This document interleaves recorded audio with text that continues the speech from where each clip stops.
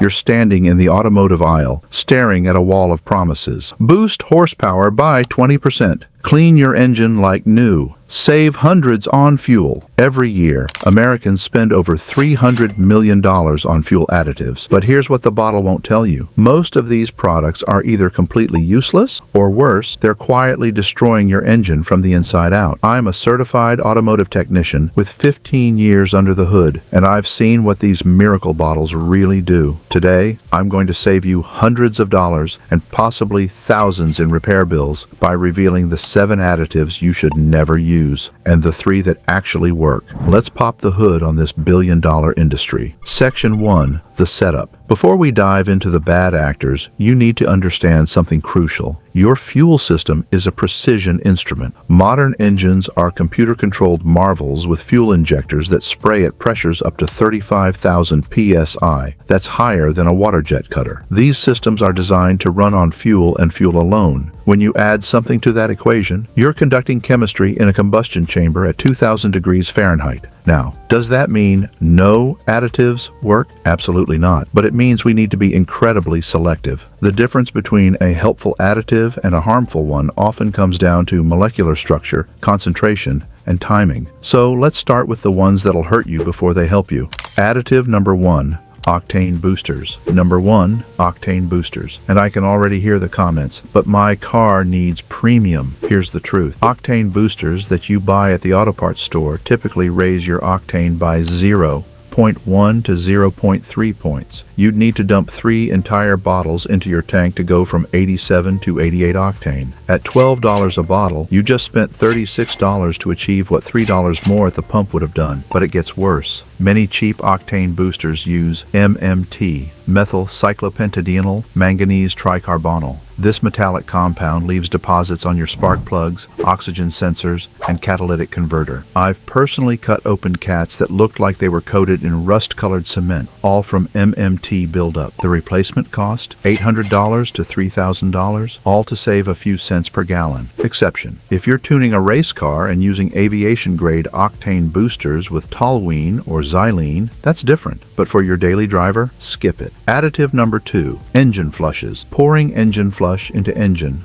Ominous music. Narrator. Number 2. Engine flushes. This one's controversial because people swear by them. But here's what's actually happening. Engine flush is essentially a powerful detergent that you add to your old oil, run the engine for 10 to 15 minutes, then drain. The idea is it'll dissolve all that sludge and varnish. Visual. Animation of sludge breaking free. And it does. The problem? Where does all that sludge go? Visual. Animation showing sludge flowing through oil passages. It flows through your oil galleries, tiny passages that feed your bearings and valve train. If even one chunk of loosened sludge blocks an oil passage, you've just created a local point of oil starvation. That bearing will seize, and you'll be looking at engine replacement. Visual. Failed bearing. Metal shavings. I've seen this 3 times in my career. Each time the owner insisted, but I was just trying to clean it. If your engine is that dirty, you need mechanical intervention, not a chemical Hail Mary in a bottle. Additive number 3. Fuel injector cleaners with alcohol. Lineup of injector cleaner bottles. Narrator. Number 3. Fuel injector cleaners with high alcohol content. Not all injector cleaners are created equal. Some use PEA, polyethyramine, which we'll talk about later. But many cheap ones use isopropanol or methanol as their primary cleaning agent. Visual.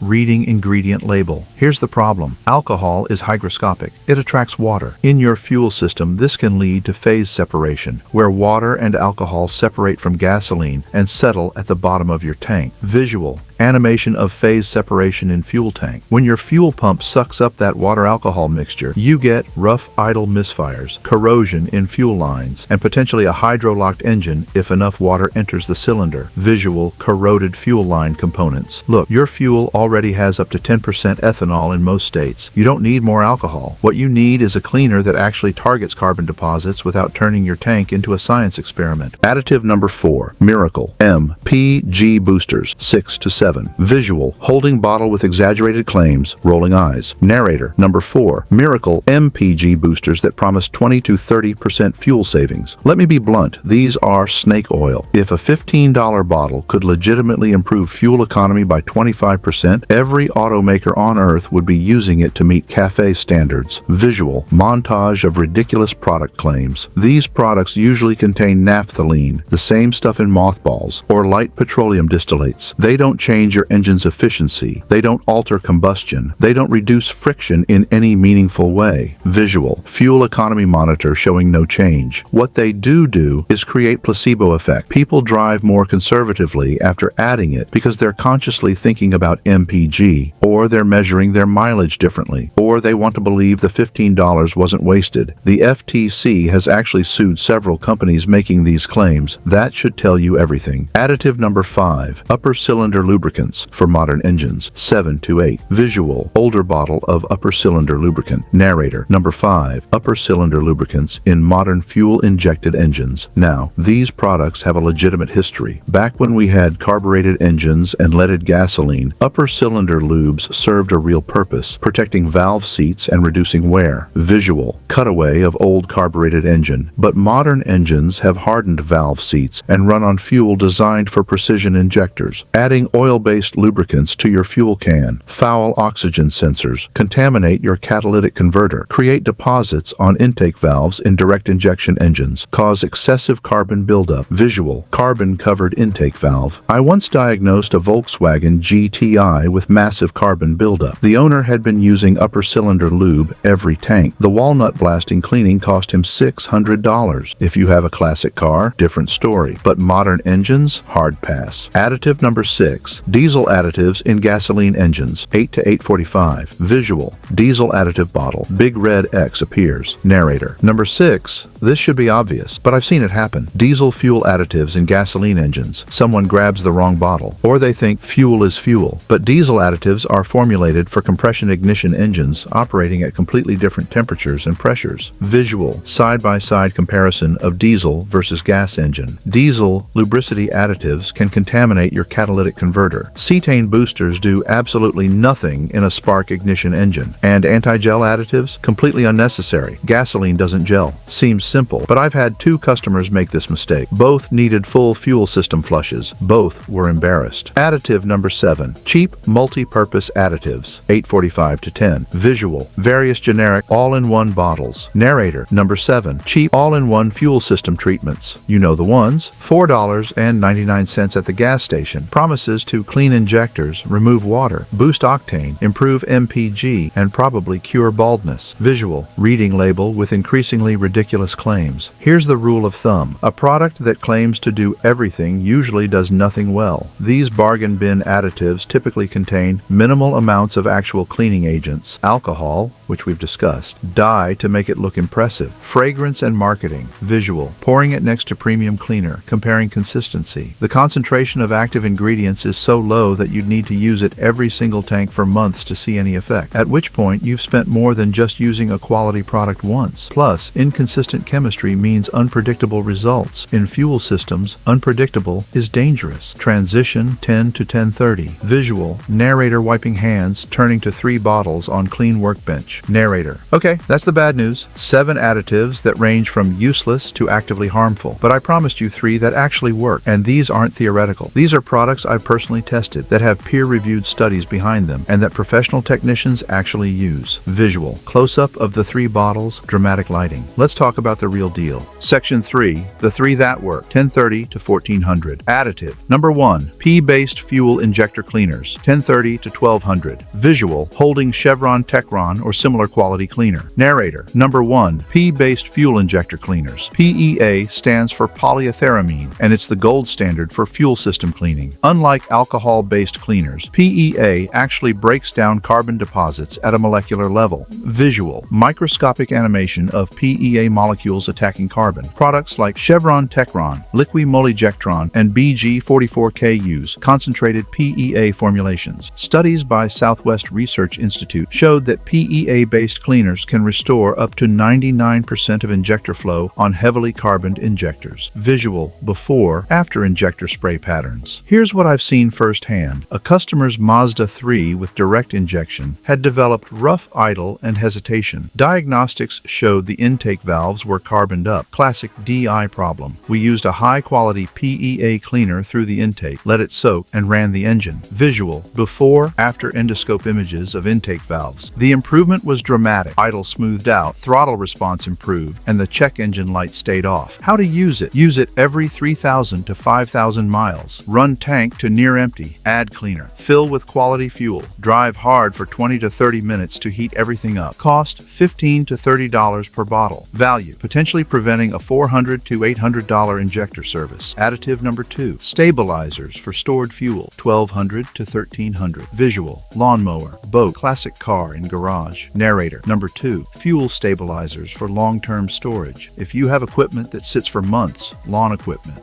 boats, classic cars, generators. This isn't optional. This is mandatory. Visual. Pouring old, varnished fuel from a lawnmower. Gasoline begins to degrade in as little as 30 days. Ethanol-blended fuel is even worse. It attracts moisture, phase separates, and turns into a varnish-like substance that clogs jets, gums up carburetors, and corrodes fuel system components. Visual. Carburetor full of varnish deposits. Quality stabilizers like STA Bill or Seafoam Storage contain antioxidants that prevent fuel degradation and corrosion inhibitors that protect metal components. I rebuild small engines as a side gig. I can tell within seconds whether someone used stabilizer. The ones who didn't, I'm replacing carburetor jets, cleaning out tanks, and sometimes condemning the whole fuel system. How to use it? Add before storage, not after. Run the engine for 5 to 10 minutes to circulate. Fill the tank completely to minimize air exposure. Good for up to 24 months. Cost $10 to $15 per bottle. Savings. Hundreds in repair bills and replacement equipment. Additive number 3. Diesel fuel anti-gel for diesel vehicles. Visual. Winter scene diesel truck. Narrator. Number 3. Anti-gel additives for diesel fuel in cold climates. If you drive a diesel vehicle in areas where temperatures drop below 20 degrees Fahrenheit, this can be the difference between starting your truck and calling a tow truck. Visual. Gelled diesel fuel in clear container. Diesel fuel contains paraffin wax. When temperatures drop, that wax crystallizes and gels, clogging fuel filters and preventing fuel flow. Your engine cranks but won't start because it's not getting fuel. Visual. Clogged diesel fuel filter. Quality anti-gel additives like Power Service Diesel Clean or Hot Shots Secret modify the wax crystals, keeping them small enough to pass through filters even in extreme cold. I worked in Montana for 3 years. Every November we'd get a wave of diesel trucks towed in, all with gelled fuel. The ones who used anti-gel, they drove right through winter without issues. How to use it? Add before the fuel gets cold. Add to empty tank, then fill. Use throughout winter. Every tank. Follow dosage instructions. More isn't better. Cost $15 to $25 per bottle. Treats multiple tanks. Alternative $200 plus tow bill plus downtime. Closing $1,400 to $1,500. So there you have it. 7 additives that are draining your wallet and potentially damaging your engine, and 3 that are actually worth your money. To recap the no-go list: octane boosters, engine flushes, alcohol-heavy injector cleaners, Miracle MPG boosters, upper cylinder lubes in modern engines, diesel additives in gas engines, cheap all-in-one treatments, and the legitimate ones, PEA-based injector cleaners, fuel stabilizers for storage, anti-gel for diesel in winter. Here's my final advice. Your engine is a $5,000 to $15,000 component. Don't let a $10 bottle of false promises turn it into an expensive paperweight. Use quality fuel. Follow your manufacturer's maintenance schedule, and only add something to your tank if it has legitimate chemistry behind it. The fuel additive industry banks on hope. Hope that there's a cheap shortcut to engine performance. But there's no shortcut. There's only maintenance, quality products, and informed decisions. Now you're informed.